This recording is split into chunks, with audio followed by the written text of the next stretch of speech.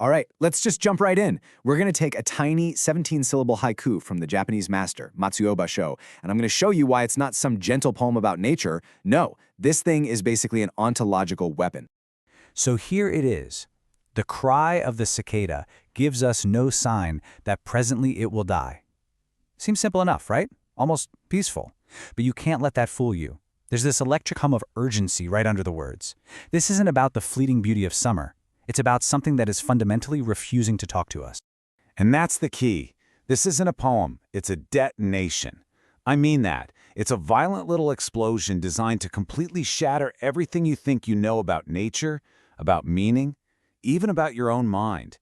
It's built to leave a scar.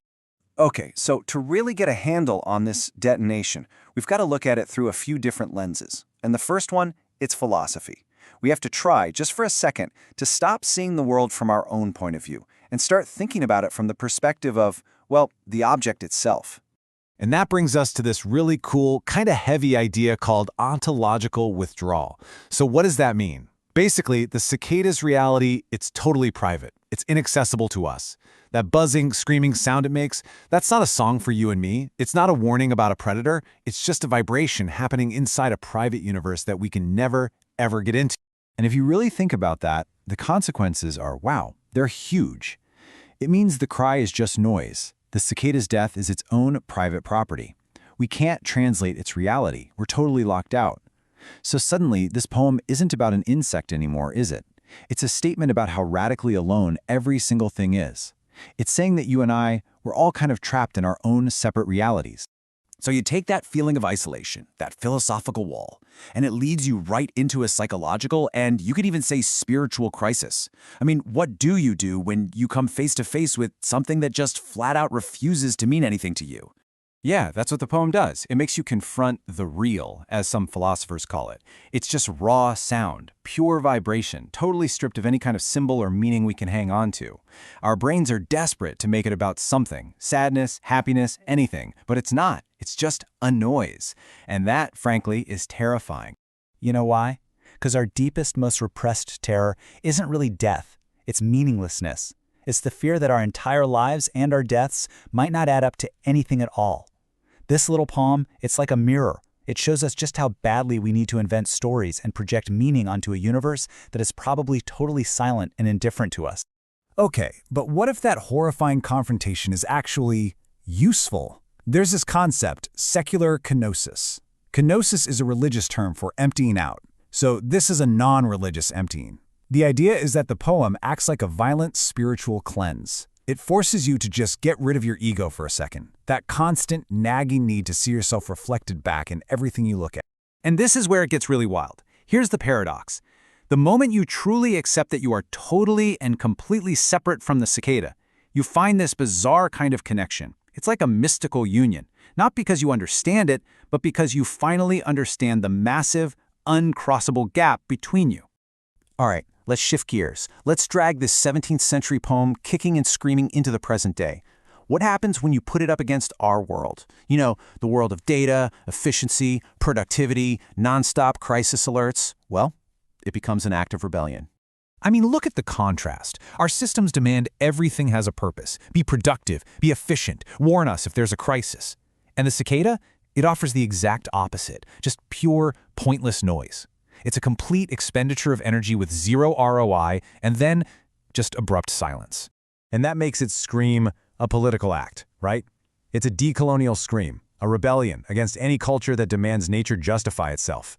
It's pushing back against the idea that a river or a forest has to prove its economic value to have a right to exist. The cicada just says, I am here, and that's it. That's enough. And this isn't just poetry. There's real biology behind this. Look at the energy principle here. It's radically inefficient. A cicada stores up energy for years, and then it converts 100% of that into the loudest possible sound it can make. It holds nothing back. Energy conservation is zero. It's a pure, final act of just spending it all. So think about what this does to our brains when we read the poem. You have this moment of super compressed intensity, the scream, and then silence. That sudden shift completely wrecks our brain's ability to predict what comes next. It causes a system crash, a moment of pure uncertainty. And you know what our brain registers that feeling as? Awe. The poem is literally a little entropy bomb that you drop into your own consciousness. Okay, so for this last part, we're going to move past just analyzing the poem. We're going to turn it into a challenge.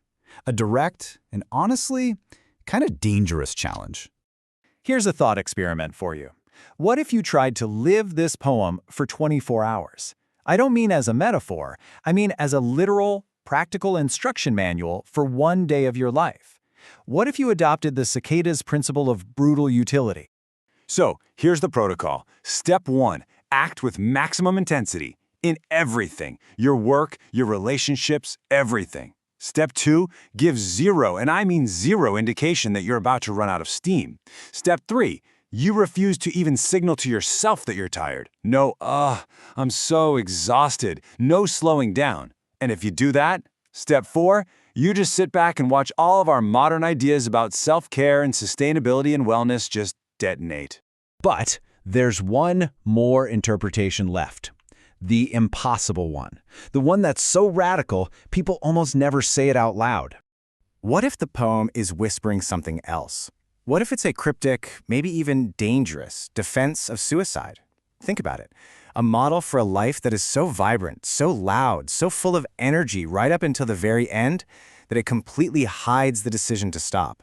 It's a way to leave without an explanation, to exit without leaving a note for everyone else to deal with. And that's where the poem leaves us. The cry of the cicada gives us no sign. It screams with life right up until the moment it dies. So in the end, the question has nothing to do with an insect, it's about you. What are you refusing to signal?